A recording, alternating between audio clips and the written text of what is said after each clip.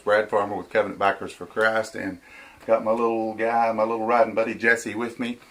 Some of y'all probably know him. If you don't know him from in person, you've probably seen him in some of my profile pictures riding with me.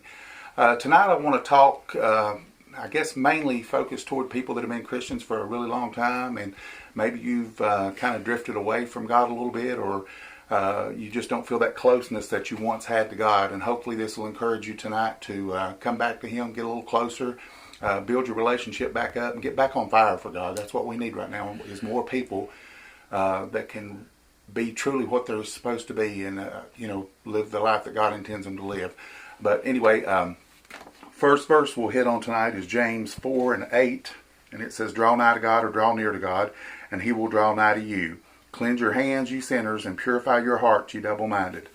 And then the second verse I want to touch on is Deuteronomy 31:6, and that is the one that says, "He will never leave you nor forsake you."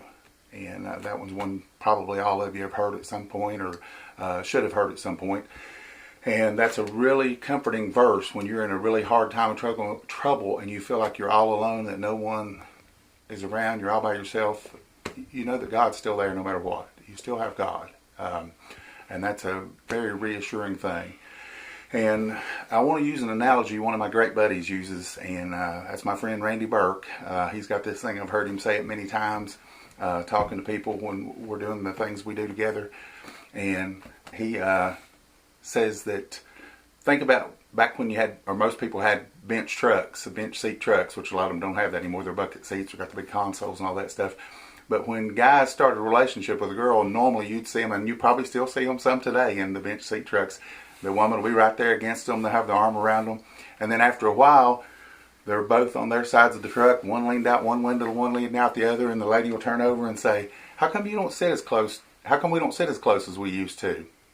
And like Randy likes to say, the guy says, "I'm still sitting where I always was. You're the one that moved away."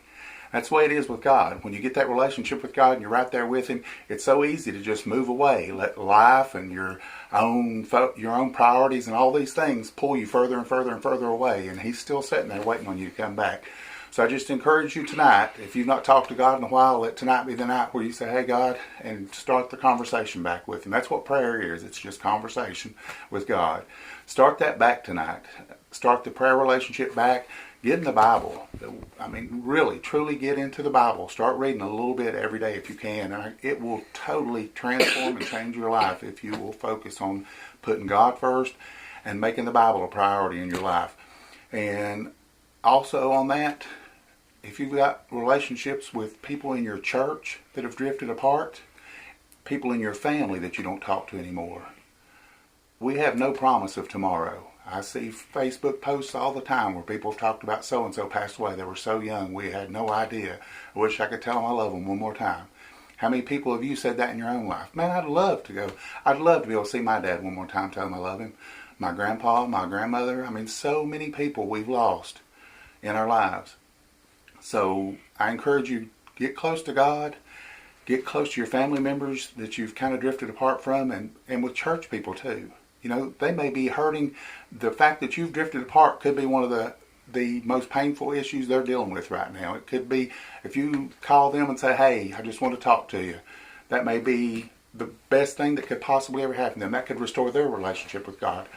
Just, think about that tonight. Focus on getting close to God and restoring relationships. Restoring relationship with God and with people. That's kind of where I'm leading on this one. I hope it blesses you. I hope that impacts your life, and can't wait to hear praise reports of people telling me they reached out to people they haven't talked to in a long time and what God has done in that relationship.